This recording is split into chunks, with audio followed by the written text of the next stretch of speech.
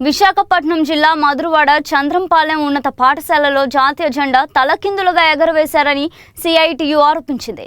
80వ స్వాతంత్ర దినోత్సవ వేడుకల్లో ఈ ఘటన జరిగిందని పేర్కొంది. జాతీయ పతాక నియమావళికి విరుద్ధంగా వ్యవహరించారని స్థానిక నేత రాజ్ కుమార్ విమర్శించారు. పాఠశాల ప్రిన్సిపల్ అలసత్వం వల్లే పొరపాటు జరిగిందని ఆరోపించారు. ఈ ఘటనకు ప్రిన్సిపల్ బాధ్యత వహించాలని డిమాండ్ చేశారు. విద్యాశాఖ ఉన్నతాధికారులు వెంటనే విచారణ చేపట్టాలని కోరారు. శాఖపరమైన చట్టపరమైన చర్యలు తీసుకోవాలని డిమాండ్ చేశారు. జాతీయ పతాక గౌరవాన్ని కాపాడేందుకు కఠిన చర్యలు అవసరమని పేర్కొన్నారు.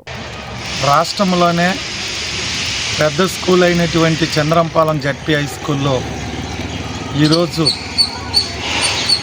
స్వతంత్ర వచ్చి 79 ఏళ్ళు పూర్తి చేసుకొని 80 సంవత్సరాల్లోకి అడుగు పెడుతున్న సందర్భంలో జెండా ఎగరవేసే సందర్భంలో జాతీయ జెండాని తిరగేసి ఎగరేయడాన్ని పూర్తిగా ఖండిస్తున్నాం.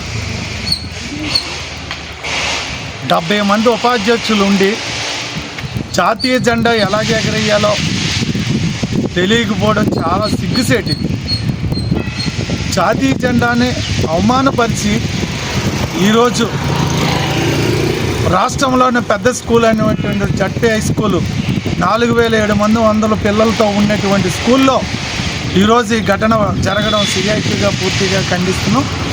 అలాగే ఈ ఘటనకి బాధ్యులైనటువంటి ప్రిన్సిపల్ గారు ఎవరైతే ఉన్నారో పూర్తిగా ప్రిన్సిపల్ గారు బాధ్యత వహించాలి. ఇది ప్రిన్సిపల్ గారు నిర్లక్ష్యం వల్లే జరిగిందని సిఐటిగా మేము చెప్పడం జరుగుతుంది. అదే రకంగా ఆగస్టు 15 ఏదైతే ఉందో ఆగస్టు 15 జెండా ఆవిష్కరణ మధురవాడ ప్రాంతంలో ఉన్నటువంటి అన్ని రాజకీయ పార్టీల్ని అన్ని ప్రజా సంఘాల్ని పిలిచి ఈ యొక్క పండగలో ఈ జాతీయ జెండా ఆవిష్కరణలో పాలు పంచుకోవాలి. ఇప్పుడు ఉన్నటువంటి ప్రిన్సిపల్ గారు ఎవరిని లెక్క చేసేనట్టుగా లేరు.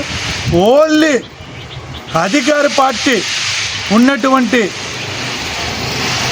ఎమ్మెల్యే గారు కానీ వాళ్ళ అనుచరులు కానీ తోనే ఈరోజు కార్యక్రమాలు జరుపుతున్నారు.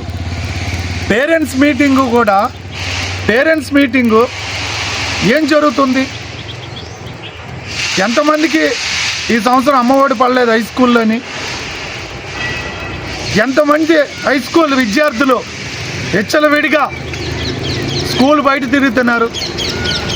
వెచ్చలవిడిగా ఎన్ని మైనర్ కేసులు హై స్కూల్లో నమోదవుతున్నాయి?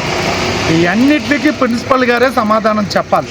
ప్రిన్సిపల్ గారు బాధ్యత వహించాలి. హై స్కూల్ పేరుని చెడగొడుతున్నటువంటి ప్రిన్సిపల్ వెంటనే సస్పెండ్ చేయాలని చెప్పి సిఐటిగా డిమాండ్ చేస్తున్నాం.